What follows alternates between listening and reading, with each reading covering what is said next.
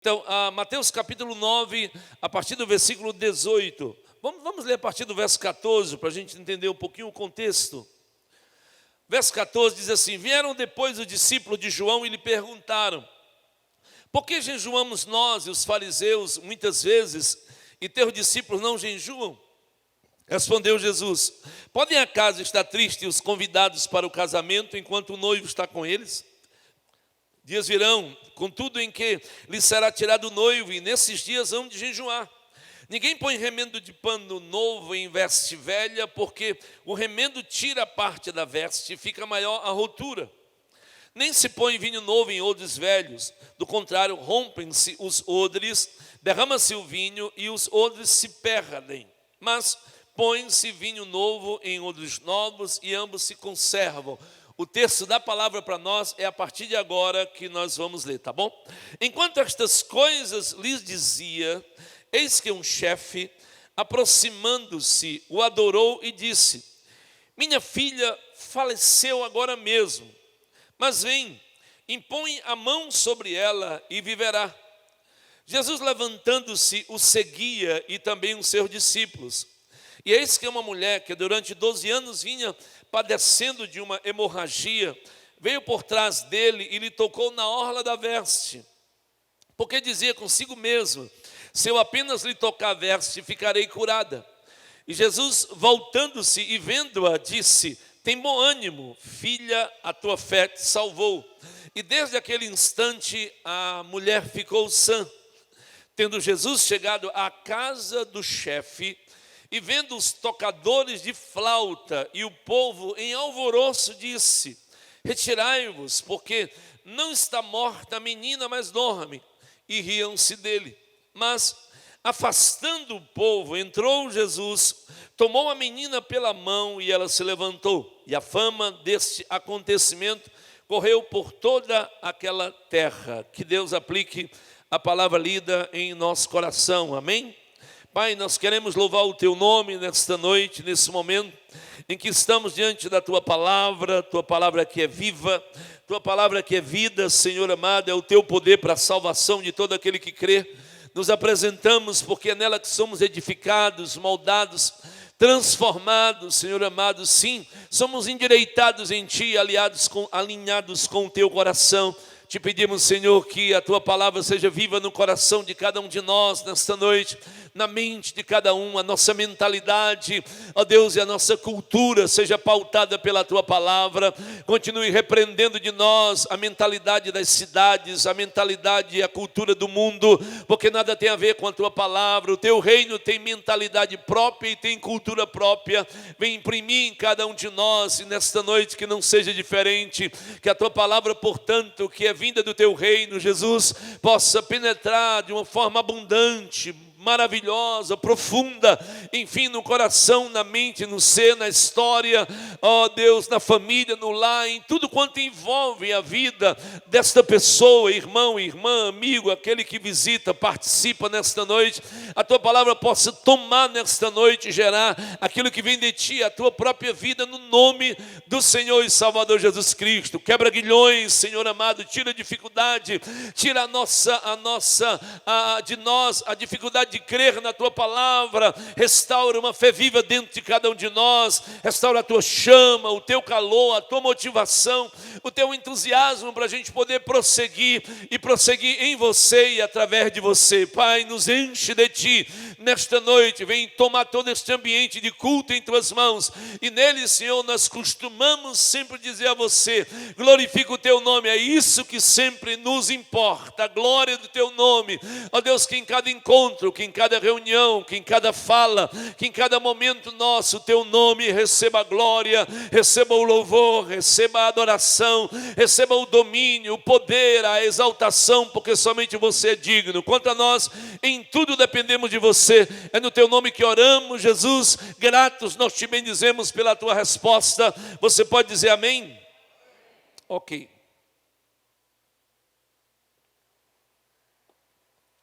Bom, Evangelho de Mateus, então, capítulo 9, a gente está de volta à história desse chefe, como Mateus o menciona no texto. e que nós sabemos pelo relato de Marcos e Lucas, porque os evangelhos sinóticos fazem menção da mesma história, na direção e na visão que cada um vivenciou no seu tempo, nos seus dias, e todos eles, claro, na inspiração do Espírito do Senhor nosso Deus, tornando então uma palavra para nós, palavra viva. Mas quando nós estávamos então meditando, estudando e sendo ministrados por Deus, nesse texto, já há alguns dias que Deus tem falado ao nosso coração, antes da gente viajar, levamos até o material conosco, ficamos estudando, ficamos meditando, ficamos buscando ouvir a voz do Senhor naquilo que Ele estava falando conosco nesse texto, mais uma vez, depois de tantos momentos na minha própria vida e no ministério e no púlpito da casa do Senhor, que Deus já compartilhou outras coisas conosco nessa história, entende? Mas nós estamos voltando de novo para ela e observando detalhes que Mateus compartilha conosco, que eu confesso a vocês, que sempre que tive a oportunidade de relatar alguma coisa nesse texto, eu me detive mais no relato que Marcos faz sobre essa história. E é bem interessante sobre isso, porque normalmente o evangelho de Marcos é que é o evangelho mais direto, mais prático, sem ser profundo, né? Mais objetivo naquilo que ele quer alcançar.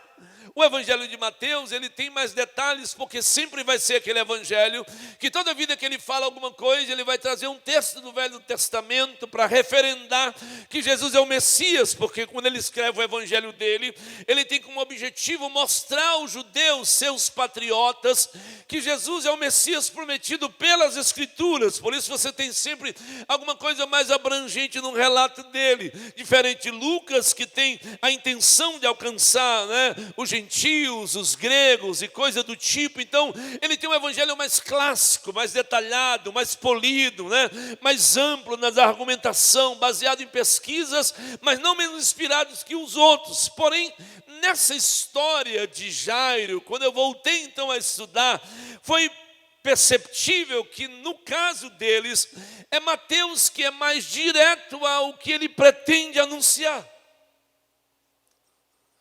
E talvez por ele ser mais direto no que ele pretende anunciar, ele deixa escapar detalhes que os outros dois, claro, não colocaram para nós e que a gente queria trazer um entendimento nessa noite para mim e para você.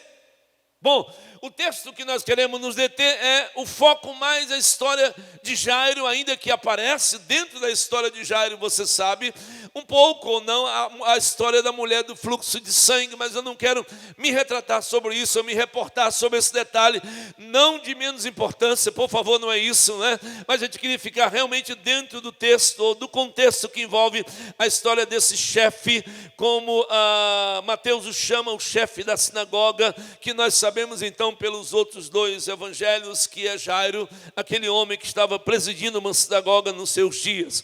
O que vai acontecer então no contexto de Mateus com respeito a Jairo nessa história?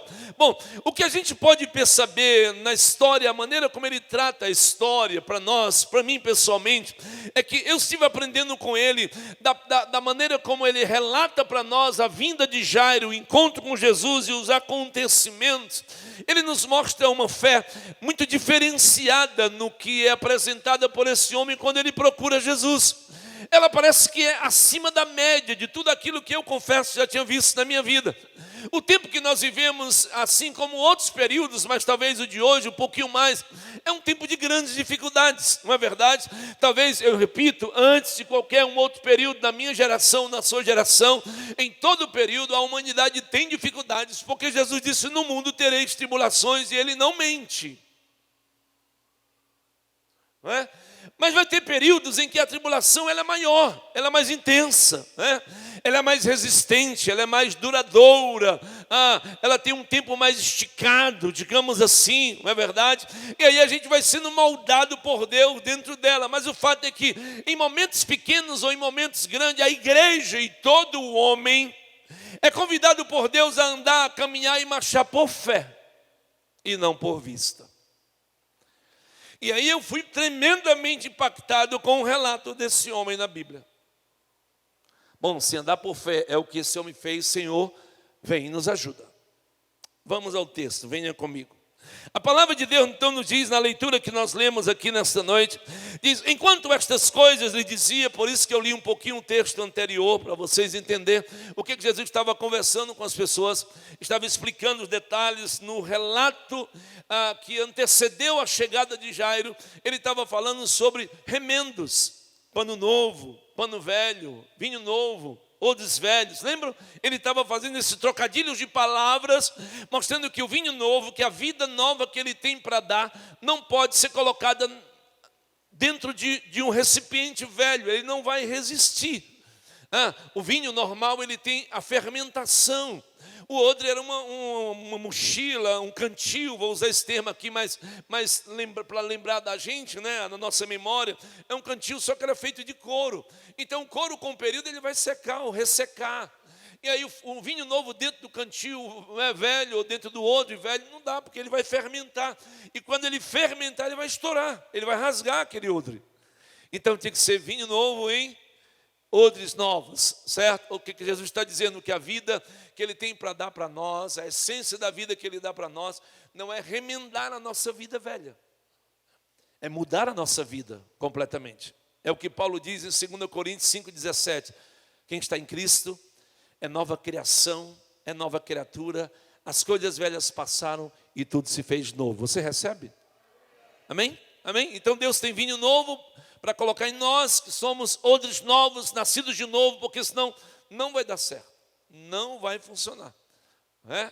É por isso que você encontra pessoas, pastor, eu fui àquele culto, foi uma bênção, rapaz, mas na semana que vem eu já estava tão vazio. Observa se o seu odre não está velho, porque pode estar furado e você recebeu a bênção e a bênção vazou.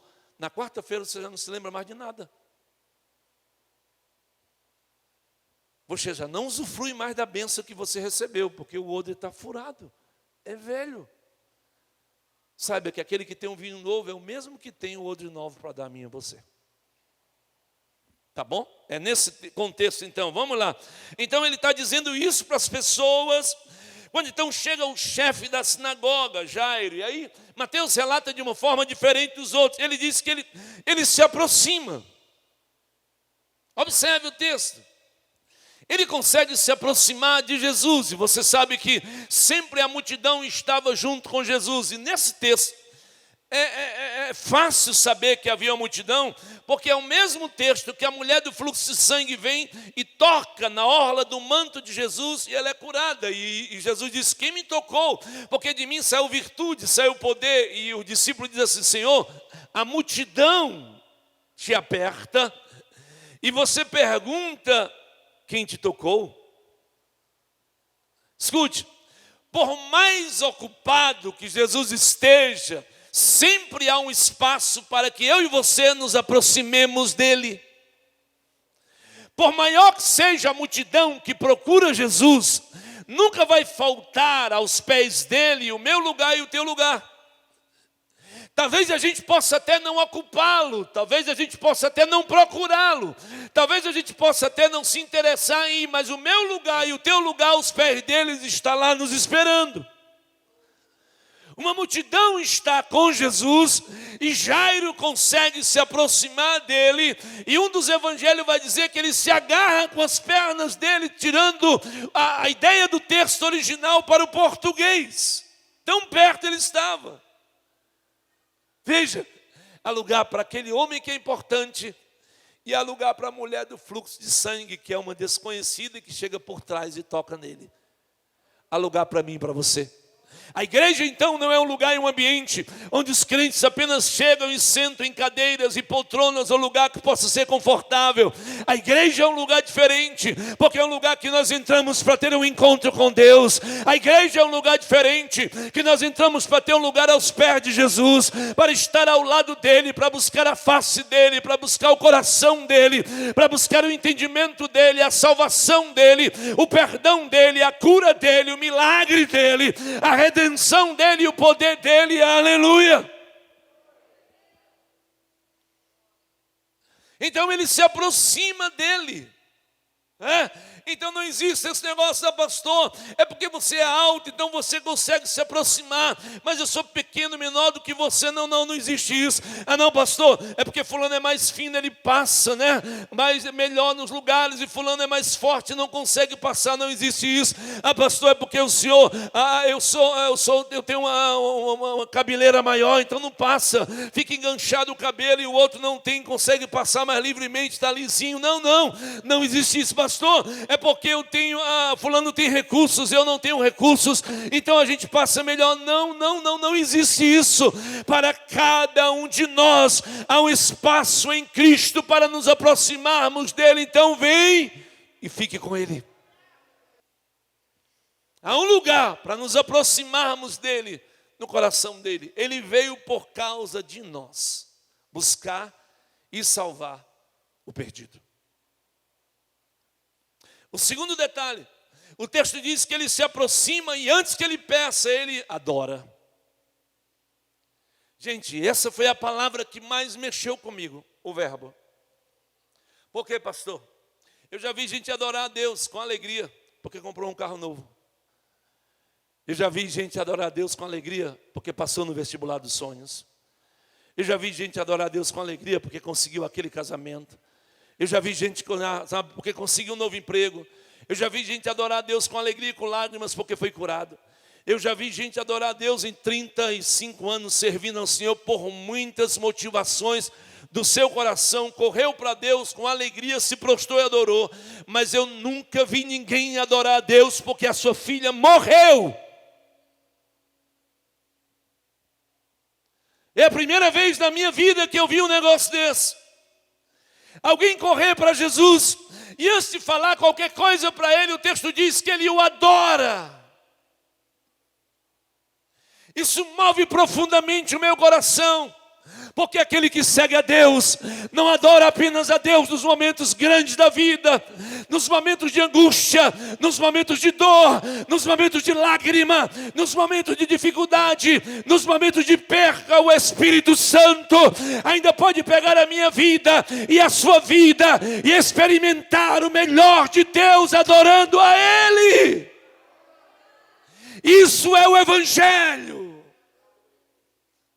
Não é a lógica humana, não é racional, não é um entendimento racional e lógico, é o poder de Deus. É por isso que é o Evangelho, é por isso que é a palavra de Deus. Ela está acima de qualquer palavra. Você não vai encontrar isso em nenhum outro lugar. Isso é loucura. É um pai de família, ele só tem uma filha, ela tem 12 anos, na flor da idade, ela está morta. Ele corre para Jesus e primeiro ele adora.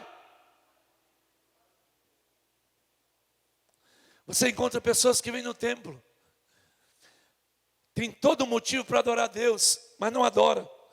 Não desliga o celular, porque está adorando. Mantém suas mensagens em dia dentro da igreja do templo. Está adorando, se conecta na novela, no filme, na Netflix, no futebol e o diabo aquático. Mas não adora. Não aconteceu nada de ruim com ele ou com ela, mas não adora. Não levanta a mão, não abre a boca, não canta, não adora, não se prostra. Entra, sai, entra, faz um frivilhado todo, como diz o nosso cearense, mas não adora. Eu estou falando que isso é o Evangelho. Ele é poderoso para produzir numa alma partida, angustiada, sangrando, um lugar de adoração a Deus aos pés de Jesus. Esse é o Evangelho de Cristo, que me capacita e te capacita a adorar a Ele, até quando você não tem motivo em você mesmo para adorar, mas você tem motivo nele, porque Ele é o motivo da sua adoração sempre. Então você e eu não adoramos apenas porque a gente ganhou, a gente adora porque Ele é a nossa adoração.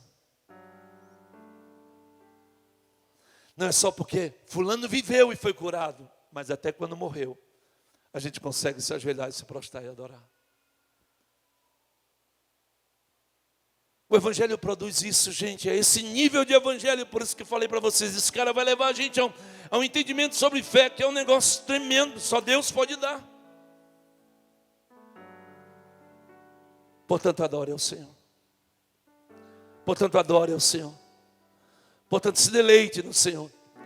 Portanto, aprenda a viver isso com Ele. Não é apenas uma coisa que não... pastor, mas o que aconteceu com o Jairo? O Jairo é uma pessoa boa, maravilhosa, direita, íntegra, reta, temente a Deus, líder de uma congregação, mas a doença entrou na casa dele e matou a filha dele.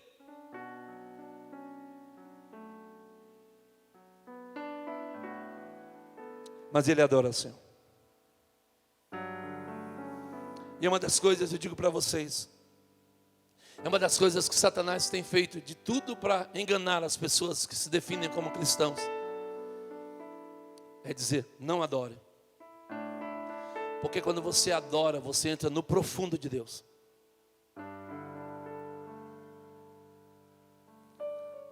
Escute, não existe uma adoração no céu como a da igreja. Os anjos não podem dar a Deus a adoração que a igreja dá. Porque os anjos de Deus que o adoram, eles nunca foram perdidos. Ele não sabe o que é, estive perdido e fui salvo. A adoração da igreja é a adoração dos remidos. É a adoração dos que foram comprados e lavados pelo sangue de Jesus. Os anjos não podem adorar a Deus no nível da igreja, porque eles nunca nasceram de novo.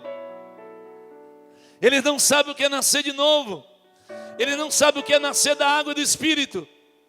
A igreja tem uma adoração diferenciada, porque ela nasceu da água e do Espírito.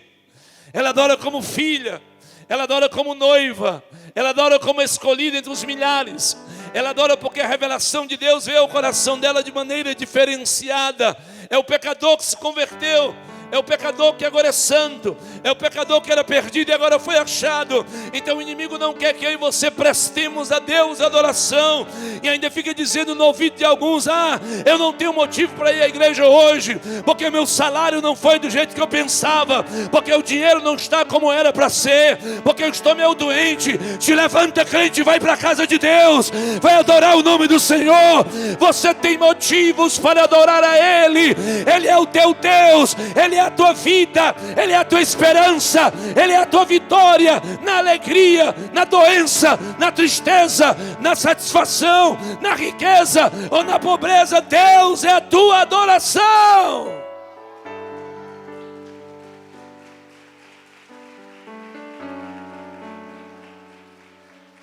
Não aceite essa mentira de Satanás, de que você não está muito bem, por isso não pode adorar. É mentira. Não me diga que esse homem é falso e não está passando problema. Não me diga que ele não tem dor e que ele não tem alma. Não me diga que ele não está desesperado e aflito, mas ele está adorando.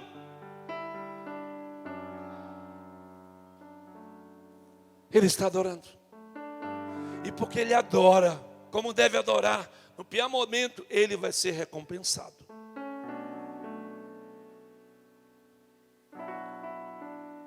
Ele adora. Mas a frase seguinte, ele aproxima, ele adora, ele diz: minha filha faleceu agora mesmo. Eu estou usando um tom de voz, porque a voz já está indo, mas ele usa para valer. E eu digo para vocês, é talvez o único texto da Bíblia que eu me lembro que alguém levou para Jesus uma causa morta. Eu não me lembro de outro texto da Bíblia que alguém tenha chegado para Jesus e tenha apresentado a ele uma causa morta, literalmente morta. Até mesmo as outras ressurreições que Jesus operou na Bíblia, os entes queridos não chegam para Jesus para pedir que ele o ressuscite já depois de morto. Marta e Maria, em João 11, mandam chamá-lo porque está doente. Quando ele chega para lá, elas fazem questão de dizer: se você estivesse aqui, meu irmão não teria morrido.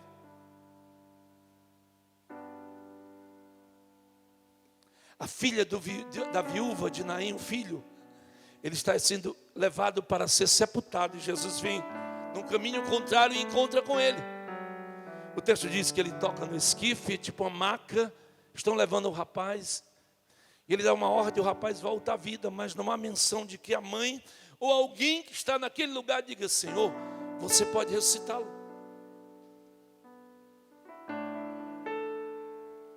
Você veio aqui hoje à noite, e eu quero que você apresente a Jesus hoje causas mortas. Eu quero que você aprenda a conhecer um Jesus nesta noite que levanta causas mortas. Quais são as áreas da sua vida que a vida está morta e que você não acredita mais? Façamos como Jairo nesta noite. Apresentemos a Ele causas mortas, porque Ele também opera sobre a morte. Se é estarrecedor para nós orarmos por causas que não estão mortas e que nós chamamos de grande, elevemos o nível da nossa fé e sejamos capazes de acreditar não em nós, mas naquele a quem nós oramos e colocamos diante dele causas. Apresente causas mortas nesta noite. Ele está aqui. Ele diz para Jesus: minha filha está morta. Escute, ao estudar sobre a história dos judeus, a gente descobre que a última ressurreição que aconteceu de um morto na terra de Israel foi operada por Eliseu, profeta. Já fazia mais de 700 anos.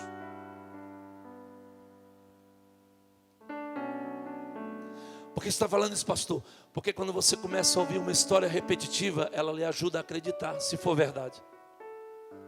Até se for mentira, as pessoas começam a acreditar. Imagine se for verdade.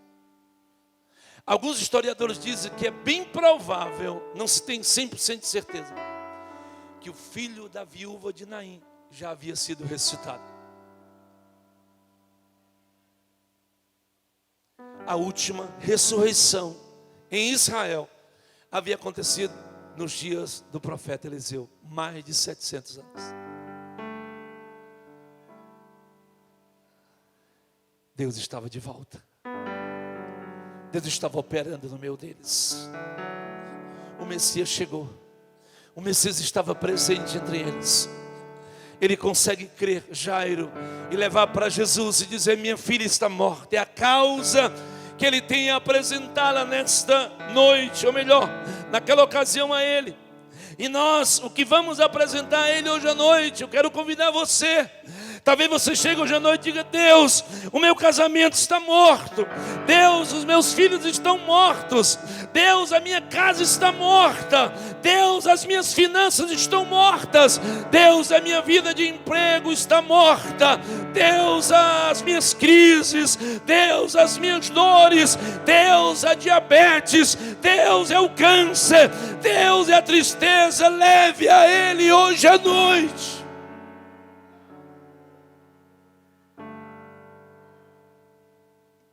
Leve a Ele.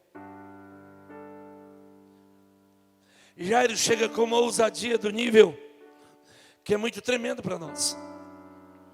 A gente vai na sequência do versículo e nós encontramos ele dizendo para Jesus que a filha dele está morta, mas ele vai dizer assim: mas vem, impõe a tua mão sobre ela e ela viverá.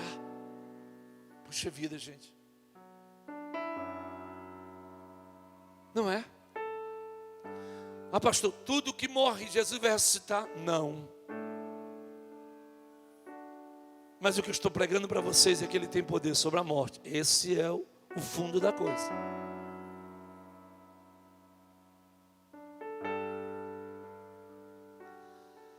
Ele é aquele que tem poder sobre a morte. E morte não é apenas aquilo que nós chamamos no contexto físico da vida, a cessação da vida. Porque morte significa separação. Tudo que na tua vida e na minha vida é separado do ideal que Deus deu para mim e para você, tem morte no meio. Porque não está funcionando como deveria funcionar, tem separação. A morte me separa daquilo que é o ideal. A morte me separa daquilo que é o que Deus tem para mim e para você. A morte me afasta, tira de mim, arranca de mim. Então não é muito mais do que apenas a vida física. Eu estou diante de um auditório, então, portanto, de uma forma bem sensata, lógica e óbvia, eu estou diante de pessoas que estão vivas. Mas eu lhe pergunto a cada um de vocês: essa vida que você está vivendo é a vida que você acredita que Deus tem para você? É isso que você acredita que Deus tem para você? É isso aí que você está vivendo? Se não é, então o inimigo, o mundo, a carne e o diabo está separando algumas coisas que são de Deus para você. Nessa noite, então, chama Jesus sobre estas causas e diga: Jesus, vem. Jesus, vem. Agora vem sobre a minha vida, agora vem sobre a minha casa, agora vem sobre a minha família. Impõe as mãos, Jesus, sobre o meu casamento. Impõe as mãos sobre a minha vida financeira. Impõe a mão sobre a minha saúde física, a minha saúde emocional, a minha saúde espiritual. Impõe as tuas mãos sobre a minha fé. Impõe as tuas mãos, impõe as tuas mãos, impõe as tuas mãos. Porque se você colocar as suas mãos, a vida volta.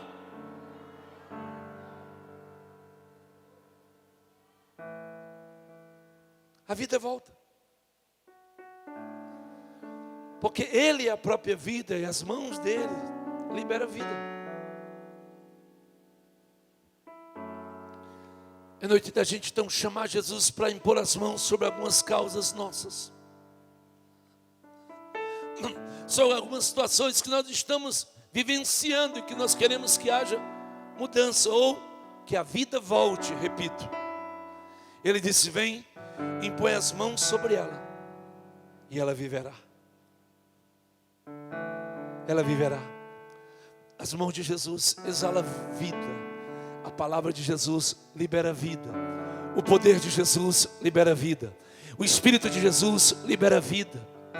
A unção de Jesus libera vida. O sangue de Jesus Cristo é para que tenhamos vida. Você recebe? Você pode glorificar e exaltar Ele nesta noite.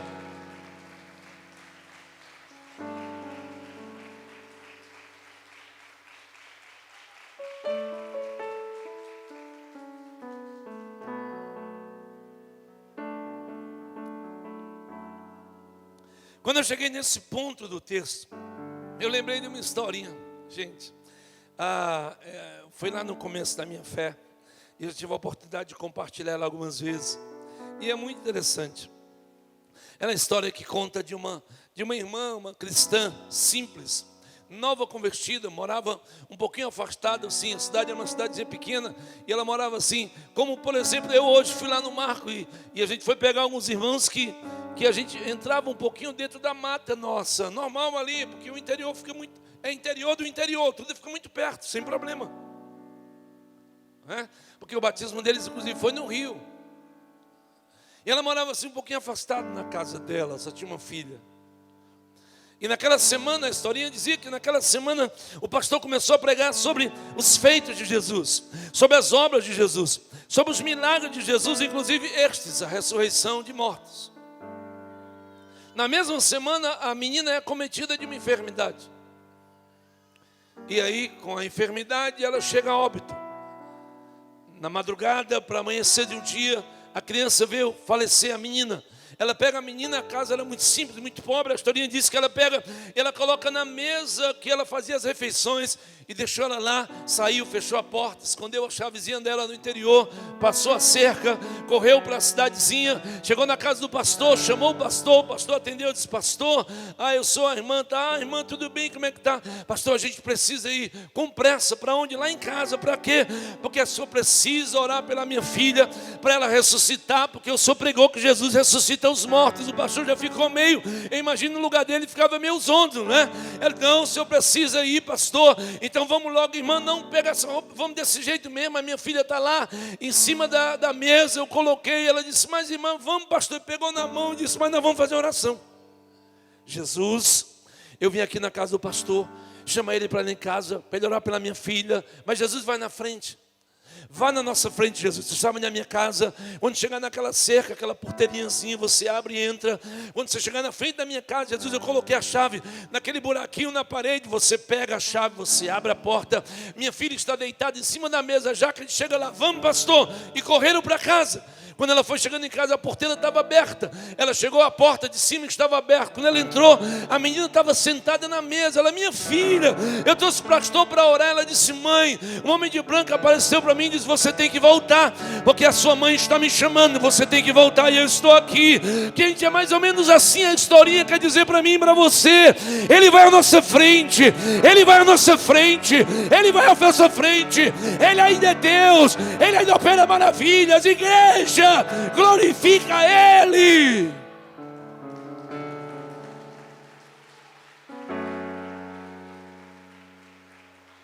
Vem, impõe as mãos sobre ela, sobre a minha crise, a minha dificuldade, a vida voltará.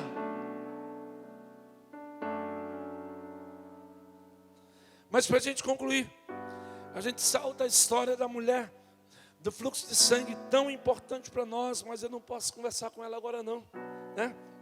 Glória a Deus. E aí a gente entra no verso 23, tendo Jesus chegado à casa do chefe da sinagoga, e vendo os tocadores de flauta e o povo em alvoroço, disse, retirai-vos, porque não está morta a menina, mas dorme.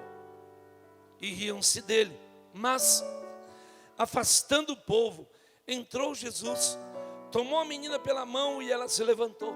E a fama desse acontecimento correu por toda aquela terra. Nós vamos fechar no detalhe do versículo 25.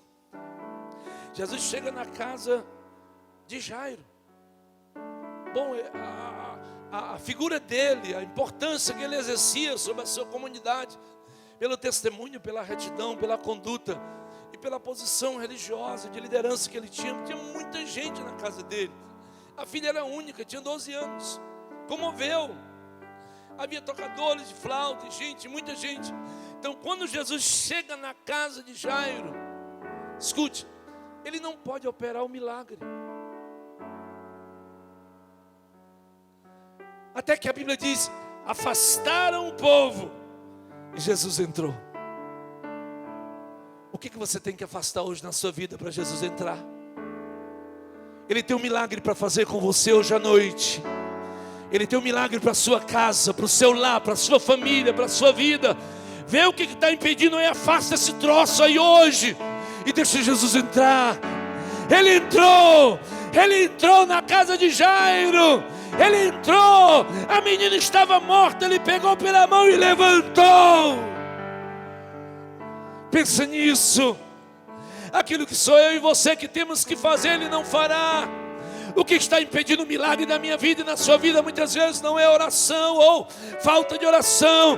Eu conheço pessoas que estão orando, eu conheço pessoas que estão jejuando há meses, eu conheço pessoas que estão intercedendo, mas que não afastam o empecilho, e Jesus não entra. Ele chega na porta, Ele bate a porta, Ele pede para entrar, mas a porta está fechada nesta noite. Afasta o que impede Jesus entrar na sua vida, na sua casa, no seu lar, na sua família, nem que seja você, saia do meio. Ele vai entrar. Ele vai entrar. Ele vai entrar. Ele vai entrar, e operando Ele, quem impedirá? O que tem que afastar na minha vida, na sua vida? O que tem que colocar de lado na minha casa, na sua casa? Jesus precisa entrar. Ah, pastor, mas Jesus entra na minha casa. Quantas casas você sabe que o cachorro, o gato, sei lá o que, o papagaio, o periquito, o pássaro é melhor tratado do que Jesus? Quantos de vocês não sabem disso, gente? A gente tem que afastar algumas coisas da nossa vida para poder Jesus entrar e operar no nível que Ele quer operar, e é hoje à noite. Tem um milagre de Deus então para nós hoje à noite. Jairo foi chamar Jesus para operar um milagre na sua casa, mas quando ele chegou na sua casa tem um problema, tem muita gente, então sai. O texto diz, afastando a multidão, as pessoas, ele entrou e o milagre aconteceu.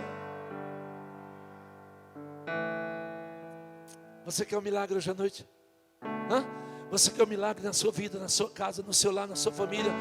Você está disposto a afastar aquilo que impede ele entrar? Ele disse: estou à porta e bato. A igreja, lá em capítulo 3 de Apocalipse. Se alguém ouvir a minha voz, abrir a sua porta, eu entrarei em sua casa, eu cearei com ele e ele comigo. Então hoje é o dia do milagre. Hoje é o dia da visitação diferenciada de Deus para mim e para você. Hoje é o dia em que Ele se move em minha vida, em sua vida, de maneira realmente diferente. Por quê? Porque eu pude afastar aquilo que impede Ele entrar. Não dá. Não dá. Eu já vi casas, eu talvez vocês também, em que ela foi projetada e quando os móveis começaram a chegar, algumas paredes tiveram que ser alargadas para que os móveis pudessem entrar. Por isso que hoje a maioria das pessoas fazem móveis projetados, construídos dentro do local, para não ter esse problema. Mas como eu já tenho 55 anos, eu já vi isso acontecer. Compraram um móvel e quando foi para entrar, um móvel não passava. Teve que quebrar. Abrir um pouco mais, não podia quebrar um móvel, era novo, tinha que quebrar a parede. Para poder o móvel passar. Será que não tem que quebrar algumas coisinhas aí, para Jesus poder passar? Deixa Jesus passar hoje à noite, amém? Deixa Jesus entrar hoje à noite, filho. Deixa Jesus entrar nesses cômodos, nesses espaços, nesses lugares que Ele precisa entrar para poder operar um milagre. A menina estava morta. O texto diz, é claro, que Ele pega ela pela mão e Ele levanta. Ele não levanta uma morta, por favor. Ele levanta alguém que agora tem vida. A morte precisou sair. Precisa ir embora. Eu conheço muitas pessoas que aprenderam a conviver com a morte em sua vida sem que necessariamente convivam com cadáveres. Você está me entendendo? Pessoas que não trabalham no IML, não convivem com cadáveres, mas aprenderam a viver com a morte. Ou seja, a viver longe daquilo que é o ideal que Deus deu para eles e para elas. Aceitaram a separação do melhor de Deus, aprenderam a se acostumar com isso, quando deveriam aceitar o melhor de Deus para a sua vida. Pastor, e o que é o melhor de Deus para a minha vida? Se resume em um nome, é uma pessoa: Jesus. É o melhor de Deus para a minha vida e para a sua vida.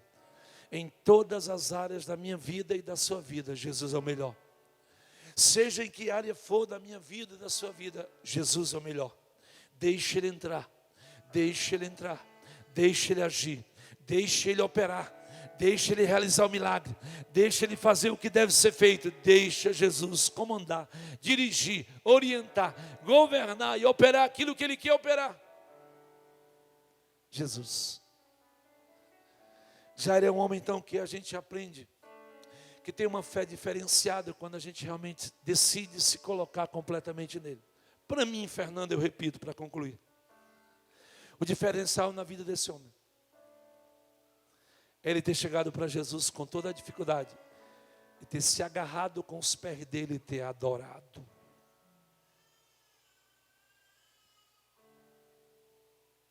Esse foi o caminho. Esse é o nosso caminho. Conhecer a Deus, nos abrir muito mais para Ele, chamar o Senhor para andar conosco de verdade. Entender que Ele não apenas opera no nível que eu quero que Ele opere, mas que Ele é poderoso para operar até sobre a morte. Sobre a morte. Chame-o nesta noite. Sobre realidades da sua vida. E peça que Ele coloque as mãos para que volte a viver. Não aceite viver, como disse o Charles Swindoll, abaixo da mediocridade. Ele escreveu um livro acima da mediocridade. Não é para cristãos que se acostumam com qualquer coisa que Deus quer para nós, mas que desejam experimentar e usufruir do verdadeiro Evangelho. Mas a suma de tudo é: afasta o que tem que ser afastado. E permita nesta noite que Jesus entre. E o milagre não é para amanhã, é para hoje. Porque o Jesus que entrou na casa de Lázaro, de Jairo, está aqui nesse lugar. Você crê nisso? Você pode ficar de pé e aplaudi-lo nesta noite? Você pode aplaudir melhor, porque é para Jesus.